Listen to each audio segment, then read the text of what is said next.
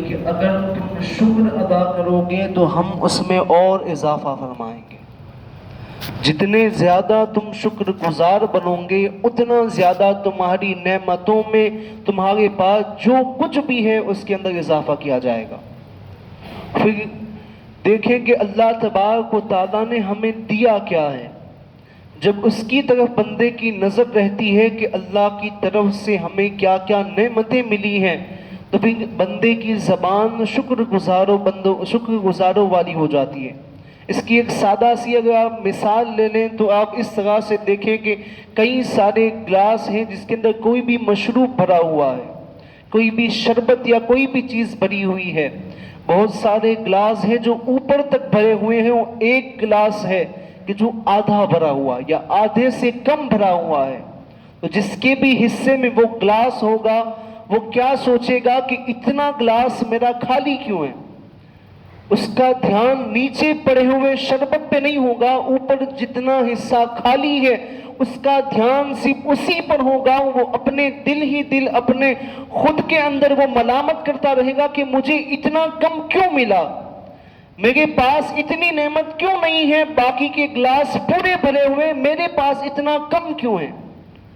لیکن اگر وہی بندہ اوپر چھوڑ کر ایک گلاس ایسا بھی وہاں پڑا ہوگا کہ جس کے اندر کچھ بھی نہیں ہوگا، تو جب اس کی طرف دیکھ کر اپنے گلاس جتنا اس میں شربت بھرا ہوا ہے جب اس کی طرف نظر کرے گا تو وہ بندہ اپنی نعمتوں پر شکر گزاری کرے گا، پھر ان نعمتوں کا وہ شکر ادا کرے گا۔ یہی ہماری زندگی کی بھی مثال ہے کہ زندگی میں جتنی نعمتیں ہمیں نہیں ملی ہیں، جتنی چیزیں آج ہمارے پاس دستیاب نہیں ہیں، آج ہم صرف اسی کے لیے فکر مند ہیں کہ یہ چیز ہم کیسے کر کے حاصل کر لیں۔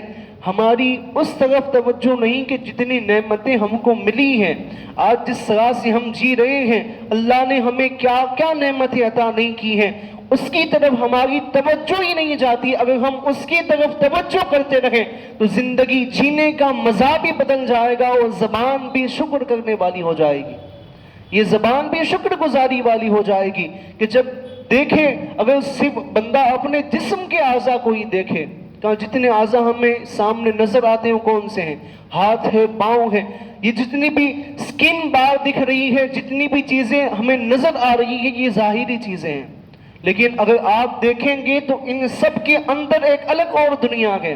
اگر سینے کے حصے کے اندر جائیں گے تو اس میں ہر وقت دھڑکنے والا ایک دل بھی موجود ہے، اس کے پاس لنگس بھی موجود ہیں، پھیپھڑے بھی موجود ہیں، اس کے بعد لیور موجود ہے، کڈنیاں موجود ہیں، اور ہاتھوں پاؤں میں دیکھیں تو اس کے اندر ایسی نبض موجود ہے کہ جو ہر وقت خون کو وہاں سے خون کی گردش کر رہی ہے۔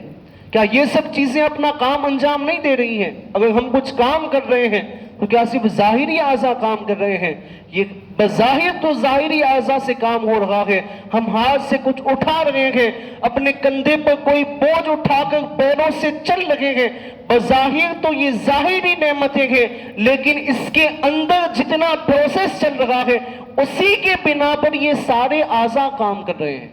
تو اگر وہ جتنا بھی اندر اللہ تبارک و تعالیٰ نے ہمارا سٹرکچر بنایا ہے، ایک ڈھانچہ بنایا ہے، اگر اس کے اندر سے ہی کوئی ایک عضو بھی اگر کام کرنا بند کر دے تو ہمارے اعضاء شل ہونا شروع ہو جائیں گے، پھر وہ اعضاء اس طرح سے کام نہیں کریں گے جس طرح سے آج کر رہے ہیں۔ اگر کوئی ایک عضو بھی بند ہو جائے، اگر لیور کام کرنا بند ہو جائے، کڈنیاں کام کرنا بند ہو جائے، کوئی ایک چھوٹی سی چیز بھی اگر اپنا کام کرنا بند کر دے تو پھر انسان اپنی زندگی کو اس طرح سے نہیں جی پائے گا جیسے سارے اعضاء سلامت ہونے کے ٹائم پہ جیتا ہے۔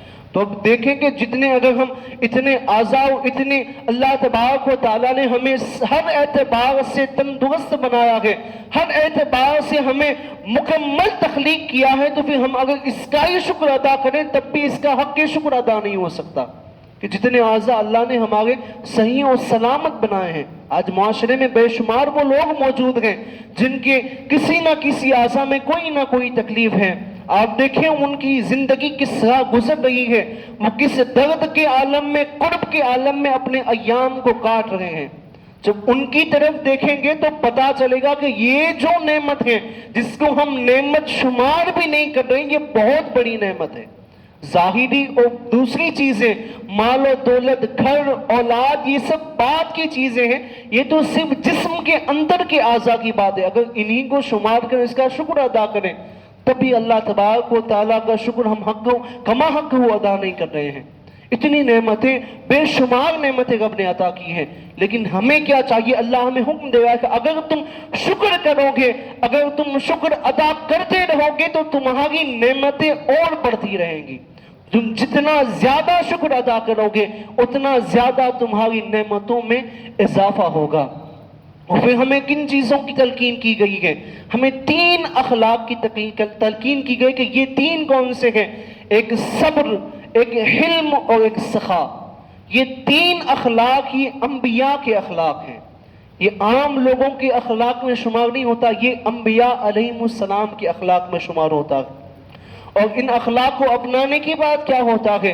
تو فرمایا گیا کہ اگر ان اخلاق میں سے کسی ایک کو بھی بندہ اپنا لے، ایک پر بھی عمل کرنے لگ جائے تو وہ بغیر حساب و کتاب کے جنت میں داخل ہوگا۔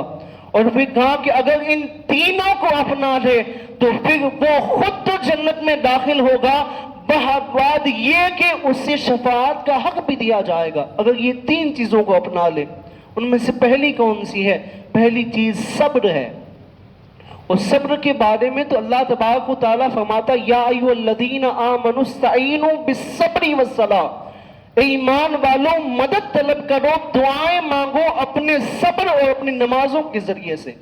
اپنے صبر اور اپنی دعاؤں کے ذریعے سے ہمیں دعائیں کرنے کے لیے، اپنے رب سے مدد طلب کرنے کے لیے یہ 2 واسطے بنانے کے لیے بھی کہا گیا۔ تو یہ صبر کیا ہے؟ صبر یہ نہیں کہ کوئی مصیبت ہم پر پڑی اور اس کے کوئی مصیبت ہم پر نازل ہو جائے، اس کے بعد ہم کہیں کہ اب صبر ہی کرنا ہوگا، اب اس سے علاوہ ہم کر ہی کیا سکتے ہیں۔ بزرگان دین اور عارف باللہ لوگ فرماتے ہیں کہ یہ الفاظ کہنا بھی صبر میں شامل نہیں ہے۔ صبر تو یہ ہے کہ اس بات کو ذکر کیے بغیر اللہ تبارک و تعالیٰ کا صبر ادا کیا جائے کہ جتنا کچھ رب نے عطا کیا، جس حال میں رکھا اس حال میں ہم راضی ہیں، یہ صبر ہوا۔ یہ صبر نہیں ہوا کہ اب جب مصیبت آن پڑی ہے اب کہاں جائے کہ اب صبر کرنے کے علاوہ اور باقی ہی کیا رہا ہے، اب تو صرف صبر کیا جائے۔ تو بزرگان دین کہتے ہیں کہ یہ کہنا بھی صبر میں داخل نہیں ہے۔ صبر کیا ہے؟ کہ جتنا کچھ رب تبارک و تعالیٰ کی طرف سے عطا کیا جائے، جتنا کچھ نعمتیں رب نے دی ہے اور جو مصیبتیں ہم پر پڑی ہیں، جو مصیبتیں ہم پر نازل ہوئی ہیں، ان مصیبتوں پر ہم صبر اس طرح سے کریں کہ زبان پر شکوے کا کوئی لفظ نہ آئے۔ اسی لیے تو کسی اللہ کے ولی نے کیا خوب کہا ہے، وہ کہتے ہیں کہ ہم تو اس کی رضا میں راضی ہیں، اگر وہ اپنی رضا میں جس طرح سے رکھنا چاہیں ہم رہنے کو تیار ہیں۔ صرف اس کی رضا ہماری بھی رضا ہے۔ یہ کس طرح سے ہوتا ہے؟ اس کی اگر آپ کو مثال دوں تو وہ یہ ہے کہ کوئی دودھ پیتا ہوا بچہ ہو، وہ جب پالنے میں سو رہا ہوگا تب بھی ماں اس سے اتنی ہی محبت کرتی ہے، اور جب وہ جھاگ رہا ہوتا ہے تب بھی ماں اس سے اتنی محبت کرتی ہے۔ کس لیے؟ یہ کس بنا پر ہے؟ اس لیے کہ وہ ابھی اپنی مرضی کا مالک نہیں ہوا ہے، اسے کوئی حکم کا، کوئی اپنے ارادے کو ظاہر کرنے کا اسے اختیار اس وقت نہیں ہے۔ وہ اپنی ماں کی رضا پر وہ جس طرح رکھے اس رضا پر وہ راضی ہے اس وقت۔ اس کی اپنی کوئی مرضی، اپنی کوئی خواہش نہیں ہے، تو ماں اسے سوتے ہوئے بھی پیار کرتی ہے، اور جب وہ جاگ رہا ہوتا ہے اس وقت بھی اس سے پیار کرتی ہے۔ یہی مثال بندوں کی بھی ہے کہ بندے اپنی مرضی کو چھوڑ کر کے رب کی مرضی پر راضی ہو جائے، اگر وہ تکلیف ان کو پہنچے تب بھی اسے رب کی حکمت تصور کر کر اس پر صبر کرتے رہے، کوئی نعمت پہنچے تب اس پر شکر ادا کرتے رہے، اپنی مرضی کو باقی نہ رکھے، اپنی خواہشات کو رب کی خواہش پر جب قربان کر دے اور اس کے حضور اس کی رضا جوئی میں کرنے لگ جائیں تو پھر اللہ تبارک و تعالیٰ بھی ان سے اسی طرح محبت فرماتا ہے. اور اللہ کے حبیب فرماتے ہیں کہ کوئی شخص رات کو عبادت کرتا رہے, دن بھر عبادت کرنے کے بعد جب وہ سو جاتا ہے تو رب تبارک و تعالیٰ دو فرشتوں کو مقرر کر دیتا ہے, ایک اس کے سہانے کے پاس اور ایک اس کی پائنٹی کے پاس کھڑا ہو کر انہیں حکم دیا جاتا ہے کہ جب تک میرا بندہ سو رہا ہے, وہ جب تک آرام کر رہا ہے, تم اس کے لیے استغفار اور دعائیں کرتے رہو. یہ ہوا نا اسی طریقے سے پیار کہ جب بندہ جاگ رہا ہوتا ہے تب بھی رب پیار کرتا ہے, تب بھی رب کی لطف و کرم اس پر نازل ہوتے ہیں. جب وہ سو جاتا ہے اس وقت بھی اللہ تبارک و تعالیٰ اس سے پیار و محبت فرماتا ہے. یہ صبر کی مثال ہے کہ جب بندہ صبر کرے تو اپنی مرضی کو باقی نہ رکھے, اپنی خواہشات کو باقی نہ رکھے, بلکہ اتنا جتنا اسے رب نے عطا کیا ہے اس پر جب راضی ہو جائے اور اس اخلاق کو اپنا لے تو یہ خلق جو صبر کا خلق ہے, یہ کون سا خلق ہے؟ یہ انبیاء علیہ السلام کی اخلاق میں سے ایک حصہ ہے. اس کے بعد ایک بڑی نعمت کیا ہے؟ اس کے بعد ایک دوسرا اخلاق ہے سخاوت. اب سخاوت کا ہمارے یہاں عام طور پر مفہوم یہ باقی رہ گیا ہے کہ سخاوت یہ کہ بہت سارا مال و دولت آپ غریبوں میں تقسیم کریں, مسکینوں کو کھانا کھلائیں, جو یتیم ہوں ان کی آپ پرورش کریں, ان کو مال و دولت دیں, یہ سب کچھ دینا یہی سخا ہے, صرف یہی سخا میں داخل. ہاں یہ بھی سخاوت ہے لیکن صرف اسی کا نام سخاوت نہیں ہے. سخا اس کا بھی نام ہے کہ آپ سے کسی کو کوئی تکلیف پہنچے, آپ کو کوئی اذیت ناک کلمے کہہ دے, ایسی بات کہہ دے جو آپ اس کو برداشت نہ کر سکے, اس کے باوجود بھی اس کے سامنے مسکرا کر اس کی بات کا جواب نہ دینا, یہ بھی سخا میں شامل ہے. یہ بھی سخاوت میں شامل ہوتا ہے کہ آپ کو قدرت تھی کہ آپ اس کو جواب دیتے, آپ اس کا دفاع کرتے, اس کے سامنے اسے اس کا جواب دیتے, لیکن اس کے باوجود بھی رب تبارک و تعالیٰ کی رضا کے لیے آپ نے اپنے غصے کو اور اپنی نفس کو آپ نے ختم کر کے اس کی رضا کے لیے اس کے ساتھ اس نے سلوک سے پیش آئے ہیں, تو یہ بھی سخا میں داخل ہوتا ہے. کسی کو مسکرا کے دیکھ لینا یہ بھی سخا میں داخل ہوتا ہے.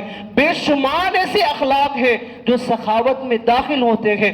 صرف مال دے دینا یہی سخا نہیں ہوتی, بلکہ اپنے کردار کو اتنا خوش مزاج اور اتنا نرم بنا لینا یہ بھی سخاوت ہوتی ہے کہ تم ہمارے وجود سے نہ کسی کو تکلیف ہو, نہ کوئی اذیت محسوس کرے, اور کسی کے دل میں کوئی بھی ذرہ برابر بھی کھٹک نہ پہنچے, تو یہ بھی سخاوت میں داخل ہوتا ہے. یہ اخلاق وہ ہیں جو اخلاق انبیاء کرام علیہ السلام کے ہیں.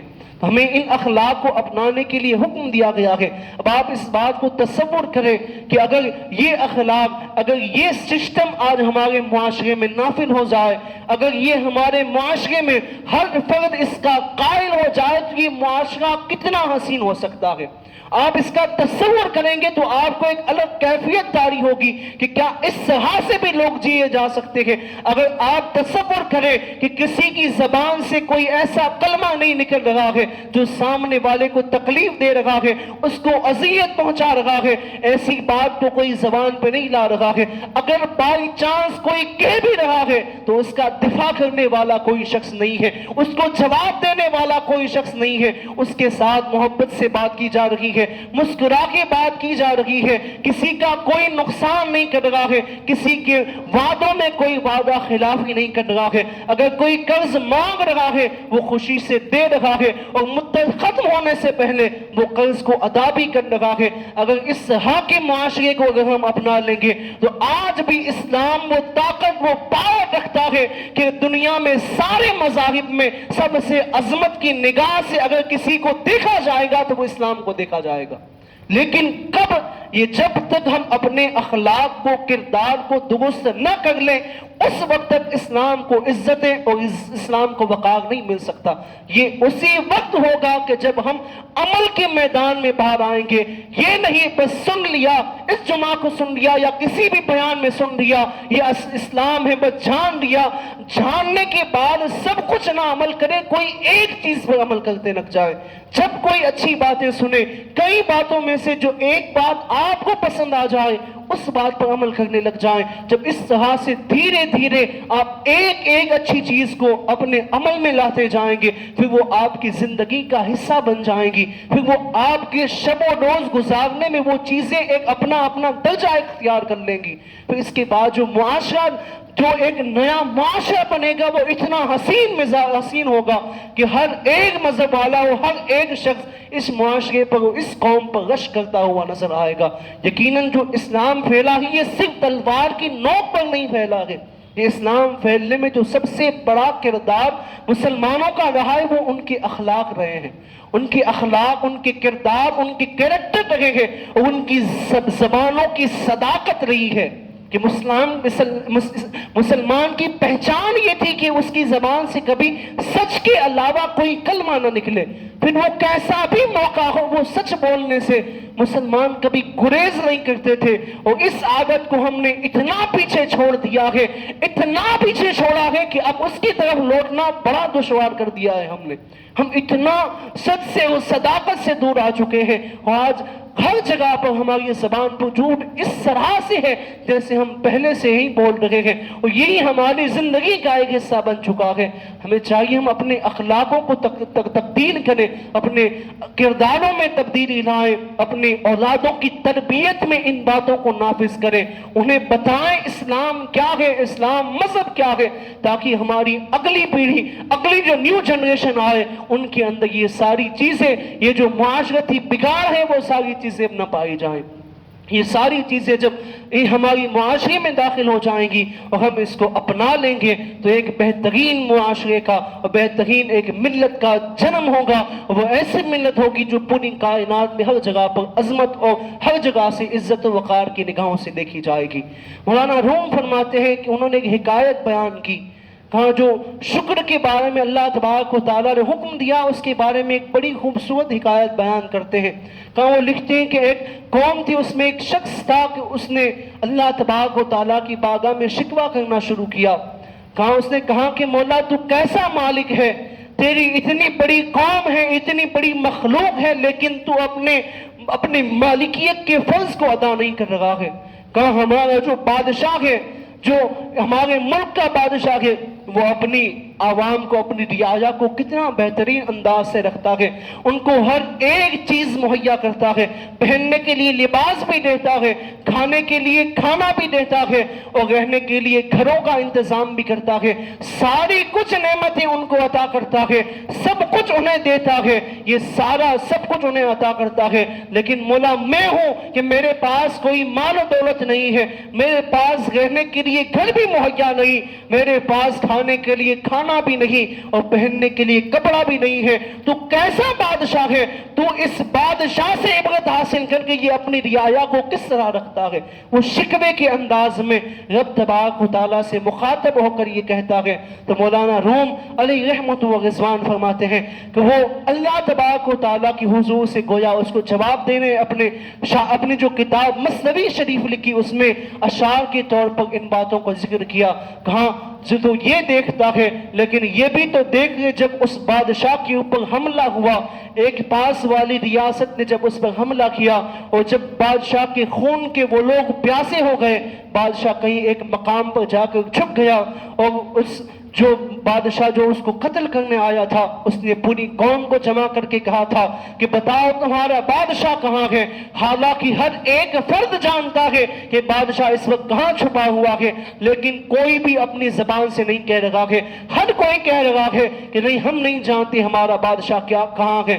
وہ بادشاہ ایک ایک کر اس کی ساری قوم کو اور سب کو ان سب کے آنکھوں کے سامنے ذبح کرتا رہا, یہاں تک کہ پوری قوم کو اس نے ذبح کر دیا, حتیٰ کہ کسی نے اس بادشاہ کا پتہ نہیں بتایا. تو مولانا روم فرماتے ہیں کہ تو اگر یہ چاہتا ہے کہ رب تبارک و تعالیٰ اس بادشاہ کی طرح تیری پرورش کرے, اس کی طرح بادشاہ ہو جائے, تو تجھے بھی تو چاہیے کہ اس کی رعایا کی طرح رعایا بن کے دکھا, ان رعایا کی طرح تو بھی رب کا بندہ بن جا. جب ایسا بندہ تو رب کا بنے گا تو رب تبارک و تعالیٰ بھی ایسا ہی بادشاہ بن جائے گا. پہلے اس کا تو سچا بندہ تو بن جا کہ اس کے حضور تیری وفاداری ایسی ہو کہ اس کے نام پر اس کے تحفظ کے لیے اپنی گردن کو کٹانا بھی خوشی کی بات سمجھتے ہو، جس میں کوئی آر محسوس نہ ہوتا ہو۔ کہا جب ایسے بندے تم بن جاؤ گے تو اللہ تبارک و تعالیٰ بھی ایسا خدا بن جائے گا، ایسا بادشاہ بن جائے گا جیسا تم تصور کرتے ہو۔ اس سے پتہ چلتا ہے کہ جب اللہ تبارک و تعالیٰ سے ہم نعمتوں کا ارادہ رکھتے ہیں، دعائیں کرتے ہیں، تو ہمیں چاہیے کہ ہم پہلے ایسے بندے بھی تو بن جائیں، ایسے شکر گزار، ایسے فرما بردار۔ جب ہم بندے بنیں گے تو اللہ تبارک و تعالیٰ ہمیں وہ نعمتیں بھی عطا کرے گا۔ جب ہم ایسے بندے بن جائیں گے اور اس کا شکر ادا کرتے رہیں گے، اللہ تبارک و تعالیٰ ہمیں اور نعمتوں میں اضافہ فرمائے گا۔ اس لیے کہ رب نے تو وعدہ فرما دیا ہے کہ اگر تم شکر ادا کرو گے تو تمہاری نعمتوں میں اضافہ کیا جائے گا۔ لئن شکرتم لازیدنکم، اگر شکر ادا کرو گے تو رب تبارک و تعالیٰ تمہیں اور زیادہ عطا کرے گا، اور زیادہ تمہاری نعمتوں میں اضافہ کیا جائے گا۔ اللہ تبارک و تعالیٰ کے حضور دعا کریں کہ مولا تبارک و تعالیٰ ہمارے اخلاقوں کو درست فرمائے، اور مولا تبارک و تعالیٰ ہمیں اپنے شکر گزار بندوں میں شامل فرمائے، اور ہمیں اس کا شکر ادا کرنے کی توفیق نصیب فرمائے، اور مولا تبارک و تعالیٰ ہمیں صبر کے ساتھ زندگی گزارنے کی توفیق نصیب فرمائے، اور مولا تبارک و تعالیٰ کہنے سننے سے زیادہ ہم سب کو عمل کی توفیق دے۔ وآخر دعوانا الحمدللہ رب العالمین، استغفر اللہ ربی من کل ذنب واتوب الیہ۔ اعلان سماعت فرمائیں کہ ایصال ثواب مرحوم عبد الرحمن محمد راجہ اور مرحومہ عائشہ بن عبد الرحمن راجہ کے ایصال ثواب کے لیے 1000 روپے مسجد میں اور 1000 روپے قبرستان میں دیے گئے ہیں۔ اللہ تبارک و تعالیٰ اسے اپنی بارگاہ میں قبول فرمائے۔ اور ایک اور اعلان سماعت فرمائیں کہ اس مسجد کے پیش امام و ہمارے والد محترم پیر سید فیض اللہ بابو علیہ رحمت و رضوان کا عرس مبارک ان دو دنوں کی تقریب ان کے عرس کی مبارک کی رکھی گئی ہے۔ آج رات کو بعد نماز عشاء وہیں آستانہ میاں شیر شاہ میں ختم قادریہ شریف مختصر پڑھا جائے گا، اور اس کے بعد شندر شریف ہوگا، اور کل سنیچر کے دن بعد نماز عشاء جہاں ہر سال پروگرام ہوتا ہے وہیں آستانہ میاں شیر شاہ بابا پر ایک عظیم الشان پروگرام ہوگا۔ عشاء کی نماز کے بعد سے وہ پروگرام شروع ہوگا، جس میں نعت خوانی کے لیے راجکوٹ سے KGN گروپ تشریف لا رہے ہیں، اور خطابت کے لیے موربی کی سرزمین سے پیر سید فاروق بابو مدظل العالی وہ تشریف لائیں گے، وہ خطاب فرمائیں گے۔ اس طرح سے یہ 2 دنوں کی تقریب ہے، تو آپ سب کو خاص طور سے دعوت دی جاتی ہے کہ آپ تمامی حضرات اس میں ضرور شرکت فرمائیں اور ثواب اور فیضان قادریہ سے مالا مال ہوں۔ آپ تمامی حضرات اس میں ضرور شرکت فرمائیں۔ اور ایک اور اعلان سماعت فرمایا کہ مدرسہ غوث سمدانی کے جو عید کی وجہ سے اور کچھ معاملات کی وجہ سے اس میں بھی چھٹی رکھی گئی تھی، وہ انشاءاللہ تبارک و تعالیٰ کل سے اس میں تعلیم شروع ہو جائے گی، کہ تو جن کے بھی بچے اس میں تعلیم حاصل کر رہے ہیں تو وہ کل سے انہیں بھیجیں۔ اور ابھی جو گورنمنٹ نے ایک رول نافذ کیا ہے کہ 6 سال کے بعد کے بچوں کو ہی ان اداروں میں اور اسکولوں میں ایڈمیشن دیا جائے، تو جن کے بھی بچے 6 سال سے زیادہ ہیں، 6 سال یا 6 سال سے اوپر جن کی عمر ہے، ان کو داخلہ کرائیں۔ اگر ان سے چھوٹے ہیں تو آپ کچھ سال انتظار کریں، جب وہ 6 سال کی عمر کو پہنچ جائیں اس کے بعد آپ داخلہ کرائیں، کیونکہ جب ہم اس ملک میں رہ رہے ہیں تو یہاں کی سسٹم کو، یہاں کے رولز کو بھی اپنانا ہمارا فرض ہے، یہ ہمارا فریضہ ہے، تو اسی کے مطابق ہمیں بھی چلنا ہوگا۔ تو آپ تمامی حضرات جن کے بھی بچے تعلیم لے رہے ہیں تو وہ کل سے اپنے بچوں کو بھیجنا شروع کر دیں، جن حضرات کی سنتیں باقی ہوں وہ سنتیں ادا کر لیں۔